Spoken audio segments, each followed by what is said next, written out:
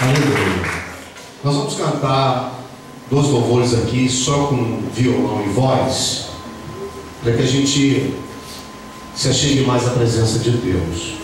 Não que a presença de Deus não está, mas eu vou tirar a bateria agora, vou tirar o baixo, e agora nós vamos adorar a Deus com violão e voz. E eu quero que o nome do Senhor seja glorificado na sua vida esta noite. Casal lindo que está aqui, né? Daqui a pouco vai tomar posse do microfone e vocês vão presenciar o que Deus faz na vida daquele que adora. Você vai ver o poder sobrenatural de Jesus.